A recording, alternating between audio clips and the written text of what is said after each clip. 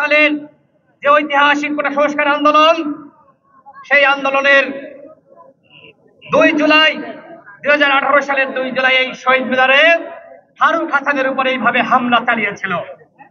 আওয়ামী লীগের সময় হামলা চালিয়েছে। আমরা সেই সময় হয়তো ওইভাবে তাদেরকে প্রতিহত করতে পারি নাই, কারণ আওয়ামী লীগ একটি ভয়ের রাজ্য বাংলাদেশে তৈরি করেছিল। ঠিক একই কায়দায় যদি এখন এই শহীদ মিনারে আমাদের মতন যারা আন্দোলন সংগ্রাম করেছে তাদেরকে হামলা মামলার শিকার হতে হয়, তাহলে কিসের পরিবর্তন হলো? এই ছাত্র জনতা জীবন দিয়ে কিসের পরিবর্তন করলো? আর কোন সরকারকে ক্ষমতায় বসালো? স্বরাষ্ট্র উপদেষ্টা কি করে?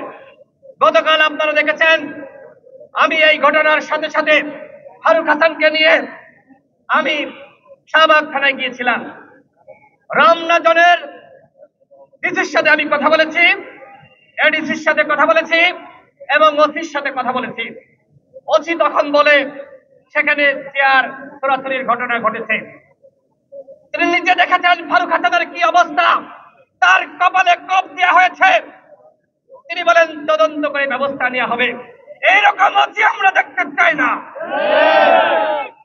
আমরা চাই জনগণের পুলিশ। রাতে আমরা উপদেষ্টা আসিফ মাহমুদের সাথে কথা বলেছি। ফোন দেওয়ার পরে তিনি বললেন যে ভাই তথ্যপত্র পাঠান। আমি 2 জন আসামির, যে 2 জনের নেতৃত্বে শরীফ এবং হিল্লোল, যে 2 জনের নেতৃত্বে এইখানে 20 থেকে 25 জন হামলা চালিয়েছে, তাদের সমস্ত তথ্য আমি আসিফকে দিয়েছি। আজকে সকালে উপদেষ্টা তানভীর মুর্শিদ আমাকে ফোন দিয়েছিলেন। তাকে আমি বিস্তারিত ঘটনা খুলে বললাম এবং তাকে আমি তথ্য পাঠিয়েছি। তিনি স্বরাষ্ট্র উপদেষ্টার সাথে কথা বলেছেন, কিন্তু এখনো পর্যন্ত এই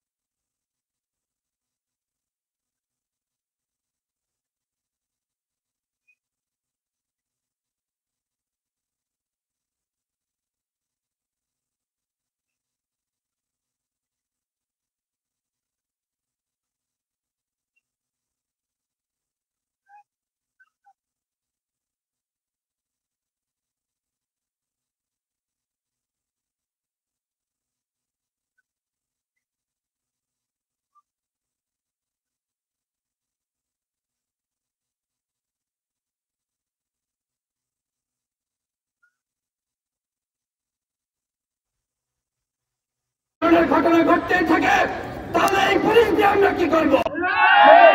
তোমাদের মতন পুলিশ আমাদের দরকার নাই। তোমরা দেশের আইন শৃঙ্খলা পরিস্থিতি নিয়ন্ত্রণ করতে পারছো না। তোমরা শুধু শুধু বেতন নিবা। জনগণের ভ্যাট ট্যাক্সের টাকায় তোমাদের বেতন দেওয়া হয়। সুতরাং জনগণের জান মালের নিরাপত্তা তোমাদেরকে নিশ্চিত করতে হবে।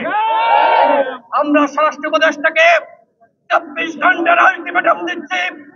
এই 24 ঘন্টার মধ্যে যারা ফারুকের উপর হামলা চালিয়েছে তাদেরকে গ্রেপ্তার না করা হলে এই স্বরাষ্ট্র উপদেষ্টাকে আমরা পদত্যাগ করতে বাধ্য করব।